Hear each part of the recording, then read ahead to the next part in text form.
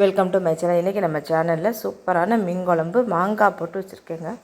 சூப்பரான மீன் குழம்பு மீன் வறுவணும். அதுக்கு வந்து நான் இன்றைக்கி 1 கிலோ அளவு வெலை மீன் வாங்கியிருக்கேன். வெலை மீன் வாங்கி அதை நம்ம நல்லா சுத்தம் பண்ணிடணும், நல்லா கழுவிடணும். அது மாதிரி மீன் எப்போவுமே கடையில் கட் பண்ணி கொடுத்துட்டாலும் நம்ம நல்லா அதை நம்ம சுத்தம் பண்ணி எடுத்துடணும். எடுத்ததுக்கப்புறம் நம்ம வந்து உப்பு போட்டு கண்டிப்பாக ஒரு மண் பாத்திரத்தில் வச்சு நல்லா உரசி நம்ம கழுவணும்.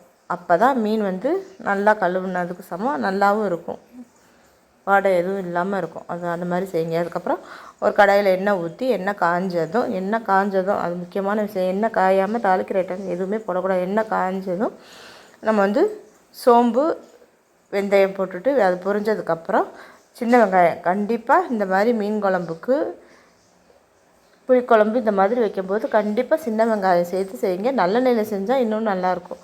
நான் இன்றைக்கி கடலெண்ணெய் தான் ஊற்றிருக்கேன். நல்லெண்ணெயில் செஞ்சு பாருங்கள், அது இன்னும் டேஸ்ட் நல்லாயிருக்கும். சின்ன வெங்காயம் தான் ஒரு கைப்பிடியால் சின்ன வெங்காயம் போட்டு அதையும் நல்லா வதக்கணும். அதுக்கு நான் ஃப்ளேவருக்காக பச்சை மிளகா போட்டு மீன் குழம்பு சாப்பிட்றது அது ஒரு சூப்பர் டேஸ்ட்டு. அதே மாதிரி மீன் குழம்பு நம்ம வந்து மதியம் சாப்பிட்றதுனா காலையில் வெள்ளனவே நம்ம வாங்கிட்டு வந்து செஞ்சு வச்சிடணும். நம்ம வச்சோம்னா தான் அந்த குழம்பு டேஸ்ட்டாக இருக்கும்.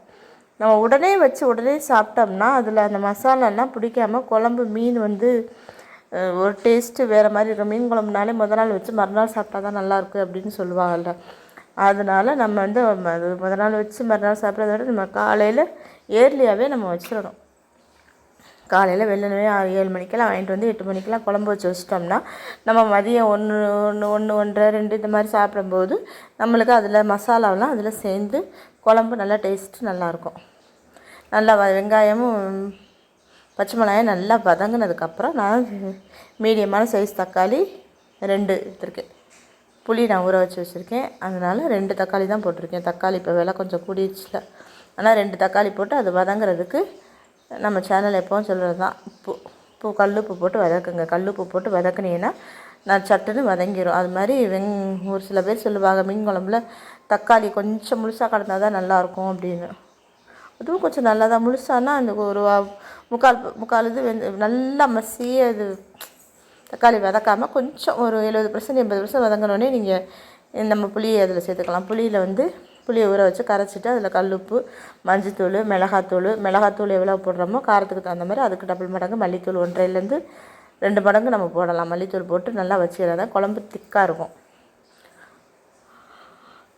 அது மாதிரி நம்ம நாளைக்கு வேணும் அப்படின்னா நம்ம கூடவே கொஞ்சம் குழம்பு மசாலாலாம் போட்டு நம்ம நல்லா கூடவே சேர்த்து வச்சிட்டோம்னா நாளைக்கு வேறு ஏதாவது ஒரு வெஞ்சனத்தை மட்டும் வச்சுட்டு நம்ம 2 நாளைக்கு மீன் குழம்பு வச்சுக்கலாம். ஆனால் நாளைக்கு செவ்வாய்க்கிழமையாக இருக்குது, அன்றைக்கி தான் வச்சுருக்கேன் இந்த குழம்பு, அதனால் பார்க்கலாம். நல்லா எல்லாம் ஊற்றிட்டு நம்ம தேவையான அளவு தண்ணி ஊற்றி கொஞ்சம் தண்ணி நம்ம எக்ஸஸாகவே ஊற்றி நல்லா கொதித்து வற்றணும் குழம்பு.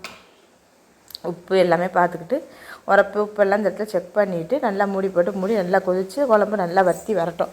குழம்பு நல்லா வற்றி வந்ததுக்கப்புறம் தான் நம்ம வந்து மீன் போடணும். நம்ம மீனை கழுவிட்டு எப்போவுமே மீன் வந்து நம்ம வெறும் மசாலாவாக சேர்த்தோம்னாலும் நல்லா இருக்காது. நம்ம வந்து மீன் குழம்புல வெறும் மண்டை வால் இதை மட்டும் போட்டே வைக்காமல் கொஞ்சம் துண்டாவும் போடணும். அப்போ இப்போ ஒரு 7-8 பீஸ் மண்டை இருந்ததுன்னா ஒரு 4 பீஸ் மண்டையை நம்ம வறுத்துட்டு 4 பீஸை குழம்புல போட்டால் போதும். ஏன்னா எல்லாத்தையும் மண்டையை குழம்புல போட்டு அது நம்ம திங்காமல் தூக்கி போடுறதுக்கு வறுத்து சாப்பிடும்போது நல்லாயிருக்கும். நான் வறுத்துருக்கேன் பாருங்கள், அதையும் காமிக்கிறேன் உங்களுக்கு. அதனால் நீங்கள் வறுத்து சாப்பிட்றதுக்கு நல்லாயிருக்கும். அதனால் நான் இப்போ வந்து நான் 4 மண்டையை தான் போட்டிருக்கேன். போட்டு வாலும் மண்டையும் போட்டால் தான் குழம்பு டேஸ்ட்டாக இருக்கும். வாலும் மண்டையும் அது 2 துண்டும் எல்லாமே சேர்த்து போட்டு இதில் போட்டுட்டு மிச்சத்தை வறுக்கிறதுக்கு எடுத்து வச்சுருக்கேன். இது அடுப்பை மீடியம் ஃப்ளேமில் வச்சுட்டு நம்ம மீனெல்லாம் ஒன்றா நம்ம சேர்த்துற வேண்டியது தான். சேர்த்துட்டு நம்ம இறக்க போகையில் நம்ம வந்து இதில் வந்து மாங்காய் சேர்த்துக்கணும். கண்டிப்பாக மாங்காய் சேர்த்தா தான் குழம்பு நல்லா டேஸ்ட்டாக இருக்கும். நான் இதெல்லாம் போட்டுட்டு மூடியை போட்டு மூடி ஒரு 5லேருந்து 10 நிமிஷம் நான் அப்படியே மூடி வச்சிட போகிறேன். குழம்புல வச்சு மீடியம் ஃப்ளேமில் தான் வைக்கணும். மீடியம் ஃப்ளேமில் என்ன மீனுக்கு அரைஞ்சிடக்கூடாது. அதனால் மீடியம் ஃப்ளேமில் வச்சுட்டு நான் அந்த மாதிரி ஒரு சின்ன மாங்காய் கிடச்சது அதையும் அதில் போட்டுட்டு நல்லா கொதிக்க விட்டுட்டு ஒரு 10 நிமிஷத்தில் நம்ம அடுப்பை ஆஃப் பண்ணிட வேண்டியதுதான். அவ்வளோதாங்க, சூப்பரான மீன் குழம்பு ரெடி. அதுக்கப்புறம் நம்ம மீன் வறுவலுக்கு வந்து நான் வந்து பூண்டு, சோம்பு, மிளகு, மஞ்சத்தூள், மிளகாத்தூள் எல்லாம் போட்டு அது தேவையான அளவு உப்பும் போட்டு நல்லா மிக்சியில் ஃபஸ்ட்டு பல்ஸ் மோடில் வச்சுட்டு நம்ம அரைச்சிக்கணும். அப்புறம் தண்ணி ஊற்றி அரைக்கணும். எல்லாத்தையும் மிக்சி ஜாரில் போட்டு நான் சேர்த்துக்கிறேன். பூண்டு, மிளகு காரத்துக்கு இந்த மாதிரி மிளகாத்தூளை பார்த்துட்டு இந்த மாதிரி அரைச்சி எடுத்துகிட்டு நான் மீனில் போட்டு நல்லா மிக்ஸ் பண்ணி வச்சிட வேண்டியதுதான். நல்லா மிக்ஸ் பண்ணி வச்சுட்டு நம்மளுக்கு இந்த இடத்துல உப்பு உரப்பு எல்லாமே போதுமானு நம்ம செக் பண்ணி பார்த்துக்கிட்டு நம்ம இதை வந்து காலம்பரவே செஞ்சு வச்சிட்டோம்னா அதுவும் ஊறி இருக்கும். ஒரு 2 மணி நேரமாவது நல்லா மசாலா ஊறினா தான் பொரிக்கும் போது நல்லாயிருக்கும்.